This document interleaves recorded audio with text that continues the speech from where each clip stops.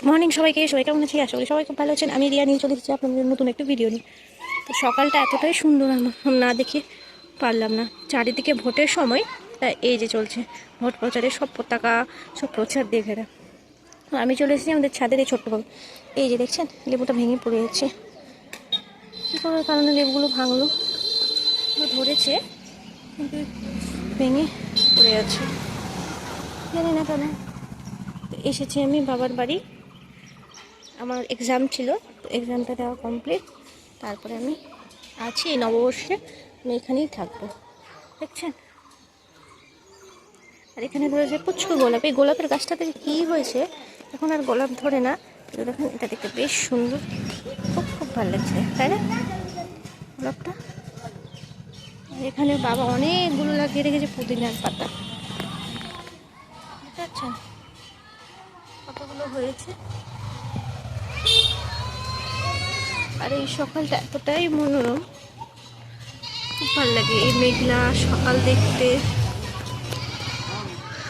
চারিদিকে আমি দেখাই এই যে রামনবমীর সব ধ্বজা লাগিয়েছে প্রত্যেক বাড়িতে আমাদের এখানে, হয়তো খেয়াল করলে দেখতে পাবে।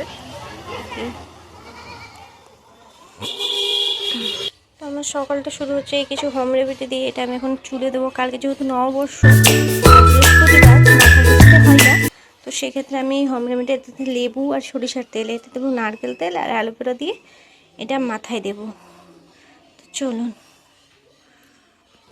সত্যি বলতে আমি না অত জানি না, কিন্তু আমি সবসময় ওটার টিনে নারকেল তেলটা ইউজ করি, এটা আমার খুব ভালো লাগে আর আমার চুলে অনেক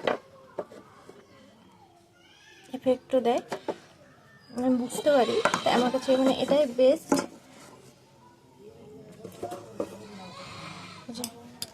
হয়ে গেছে, এবার চলুন। অ্যালোভেরা কেনার কোনো অ্যালোভেরা দেবো না, দেবো গাছের একদম টাটকা তুলে আসে অ্যালোভেরা। তার আগে আমি এটাকে এখানে রেখে দিই, পড়ে যেতে পারে। প্রথমে অ্যালোভেরা কাটার অস্ত্র নিয়ে নিই, এই অস্ত্রটা, তারপরে যাবো আমরা অ্যালোভেরা কাটতে। এই দেখুন এই অ্যালোভেরাটা কাটাই, তো আমি এটাই কাটবো। তো যখন এটাই কাটবো কতটা লাগবে ওই অনুযায়ী কেটে নেব।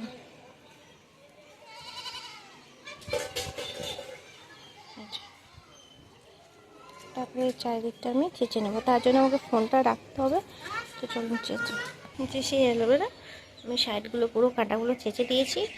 আর এটা এবার পুরোপুরি করে রিমুভ করে ভেতরের যে লিকুইড আছে সেটা বাটিতে দিয়ে মাথায় দেবো।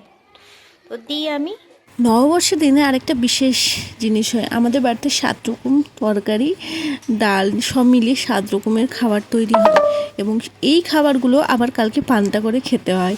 তো এখানে ভাত, সজনে ভাজা, ভেন্ডি ভাজা, তারপর আলু ভাজা, আমের চাটনি, ডাল, আর ওদিকে পটল ভাজা হচ্ছে। মানে মোটামুটি করে 7 রকমের করে, যারা পারে না তারা একসাথে মিশিয়ে করে। আর এই যে দেখেন আমের ভাজা এখানে হবে, এটা খুব ভালো লাগে, কিন্তু আমি খেতে পারবো না কারণ আমি একটু পড়ে যাওয়ায় আমার চোট লেগে গেছে। আর তাই, আর এখন হচ্ছে দুপুরের সময়।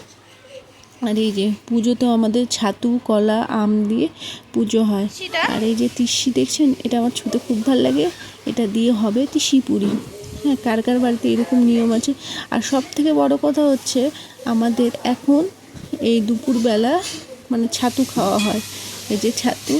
তো তারপরে আমি ছাতু খেয়ে আমি খুব একটা তৃপ্তি পাই না, তো আমার ফেভারিট জিনিস হচ্ছে মুড়ি আর কাঁঠালের তরকারি নিয়ে বসে গেছি।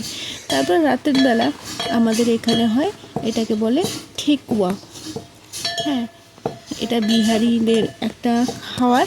ওদের আপনি দেখতে পাবেন যে ওদের যে আপনার ছট পুজোয় যেটা হয় সেই রেসিপিটা। তো এখানে আমার মা কাকিমারা সবাই বানিয়ে নিচ্ছে, আর এটা খেতে কিন্তু সত্যি অপূর্ব সুন্দর হয় একদম। আপনি এটাকে স্টোর করেও রাখতে পারেন, আর কুকিসের মতো যখন ইচ্ছা নিয়ে একটা দুটো করে খেতে পারেন। তো এখানে বিভিন্ন ছাপ করে সুন্দর করে করে করে নিচ্ছে, লম্বা আর গোল।